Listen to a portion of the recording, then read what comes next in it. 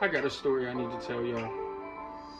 Look, let me tell you about this girl named Molly. It was freshman year when I met her in the party. She was standing in the corner, sipping on Bacardi. Had a really pretty face, but I kept staring at her body. I approached her, asked her name and how her day was. Told her I'm a rapper and one day I'll be famous. She laughed, but I could tell I had her intrigued. Reached out her hand, I shook it and said, my name's B. Asked where she's from. She replied with New Hampshire. Said she grew up with 2 brothers and a hamster. Major was English, but she wanted to be a dancer. Said she's having God problems, and I told her I'm the answer. She said, okay, here, take my number. Princess Molly is what she saved it under. I thought it was the start of a lifelong bond. I wish back then that I knew I was wrong.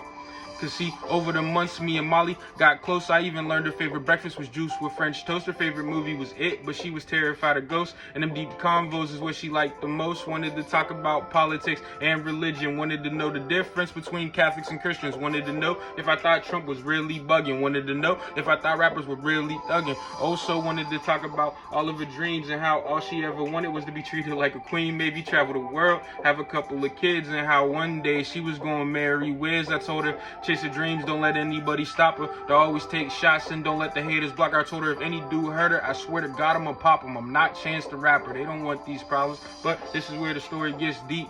Molly fighting an uphill battle, that shit was steep. She never told me about her father or the abuse. She never told me how her uncle raped her when she was 2. See, her whole life dudes did nothing but play her. She prayed and nobody came to save her until she met me and I showed her something different. But right around that time, your boy had to pivot. I got a girl and she see Molly as a threat. So to make Molly leave my life was her best bet. And if I stayed, then my girl would have became my ex. But I would have accepted that if I knew what happened next. Molly didn't have friends, I left her all alone. She had a past with depression, I wish I would have known.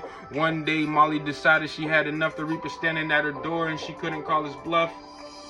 Before she went, she did one last thing, and that was write a letter to me. Before she went, she did one last thing, and that was write a letter to me. And it read, Dear B, I hope you get this letter. The pain is no more, and I swear I feel better. While on earth, the blade helped me feel relief. But there's not in my head, it's gonna help me feel some peace. Please, don't cry, I know you're getting emotional. You're probably blaming yourself, and that's right. I wrote to you, CB, you were the only friend I ever knew. And I would have gave up sooner if it wasn't for you. So thank you for all the memories that we have. Thank you for all the smiles and all of the laughs. Thank you for staying true and not kissing my ass. And thank you for making every day feel like a blast. And I'm sorry, this is how it has to end, but you'll always be my best friend. I'm sorry, this is how it has to end, but you'll always be my best friend. Love, Molly.